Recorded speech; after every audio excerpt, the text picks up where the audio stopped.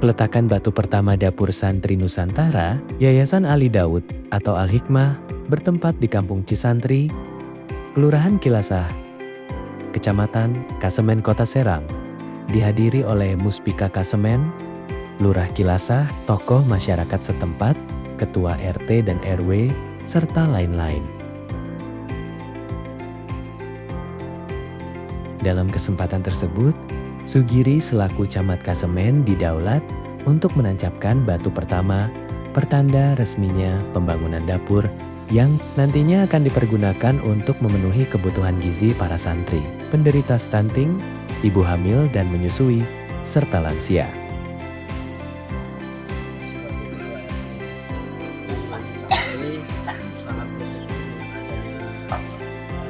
Ketua RT setempat dan Camat Kasemen menyambut baik pembangunan dapur santri nasional tersebut dan semoga tidak ada kendala dan diharapkan dapat secepatnya beroperasi.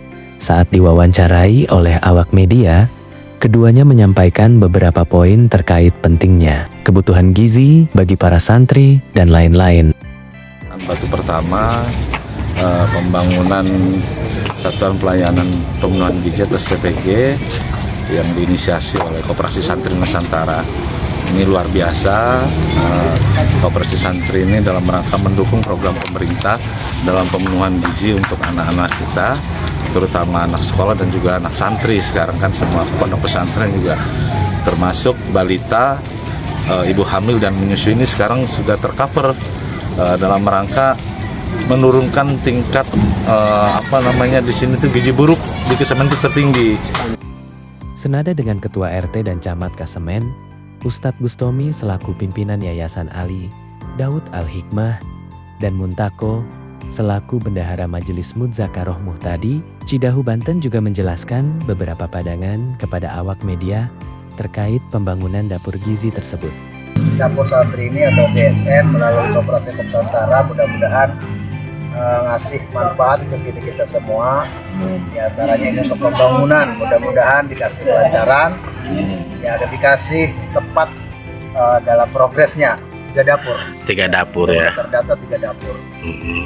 Jumlah santri sendiri di Kecamatan Kasemen ada berapa diperkirakan Pak Ji? Santri mungkin sekitar 3.000-4.000 ya Pak ya? Lebih.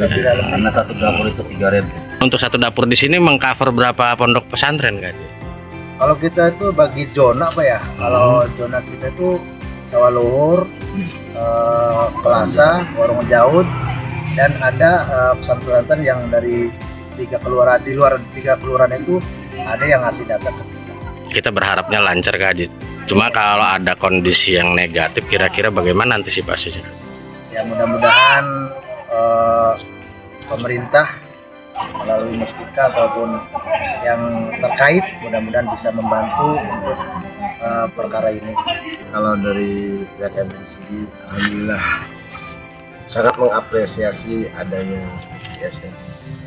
Intinya kami dari pihak MTCB sangat mengapresiasi adanya DSN. Mudah-mudahan maslahat untuk khususnya para santri, para kiai, umumnya untuk semuanya mudah-mudahan maslahat.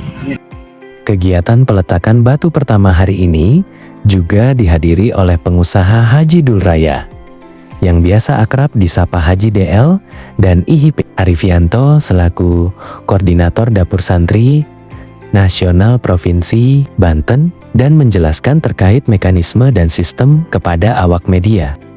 Harapannya pasti sama seperti yang sudah semuanya bisa lancar untuk pembangunan dapur santri Nusantara ini. Berkenaan dengan ini ya, semuanya bisa dilaksanakan dengan sebaik-baiknya. Untuk kedepannya Pak, kira-kira yang ada di wilayah Kecamatan Kasemen ini akan diadakan berapa dapur Pak? Di Kasemen itu ada 2 titik kalau nggak salah, karena memang kita programnya satu kecamatan 2 titik DSN atau dapur santri Nusantara. Itu maksimalnya 2 dapur santri Nusantara, dan dari satu titik ke titik yang lainnya berjarak ke maksimalnya 6 kilo. Pak Ip, dengan banyaknya informasi negatif, apa saja antisipasinya dari Koordinator Banten terkait dengan pembangunan dapur ini? Ya, alhamdulillah dari semenjak pertama saya ditunjuk sebagai koordinator ya ada yang mungkin pihak-pihak yang tidak bertanggung jawab yang istilahnya mungkin mau menjatuhkan atau istilahnya memberikan ketidakpercayaan pada lembaga-lembaga, tapi semua itu alhamdulillah kita bisa menangkalnya lah, mungkin kasar-kasarnya menangkalnya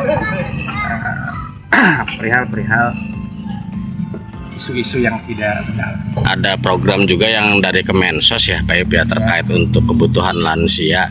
Mungkin bisa jelaskan atau ada korelasinya tidak terkait? Oh betul, di kita alhamdulillah untuk DSN itu cakupannya mungkin agak lebih banyak. Salah satunya ya lansia juga bisa masuk ke penerima manfaat, termasuk ada dari majelis-majelis taklim bisa dimasukkan. Jadi alhamdulillah kita mungkin agak sedikit berbeda untuk penerima manfaat. Kira-kira Pak untuk satu dapur ini Pak penerima manfaat ada berapa orang ya Pak? Mungkin hampir sama dengan NBG Mandiri, cuman mungkin bedanya kalau di kita ya minimal dan ada maksimalnya. Minimalnya 2.500 penerima manfaat sampai 3.000 penerima manfaat. Jika lebih maka diperlukan DSN berikutnya atau dibangun dapur santri Nusantara. Pak, untuk informasi jumlah santri se-Kecamatan Kesemen, kami kan belum dapat informasinya nih Pak.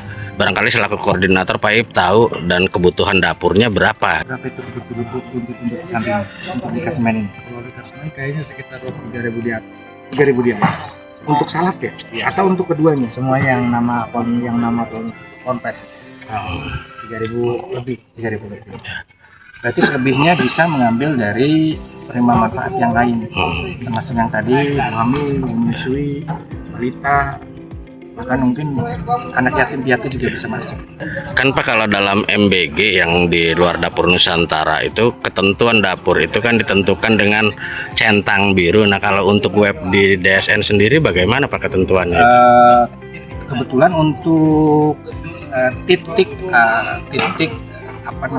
koordinat ataupun ID SPG itu dari Kopsantara sudah mengcover semuanya. Insya Allah mudah-mudahan per tanggal 30 ini bisa diperlihatkan kepada semua lembaga, bahkan mungkin nanti Insya Allah Kopsantara akan mengundang per 100 lembaga untuk melihat titik koordinat sama ID SPG-nya. Itu yang didatangkan langsung dari pusat Pak? Iya, betul. Jadi nanti akan diperlihatkan, tapi tidak dikasihkan dulu.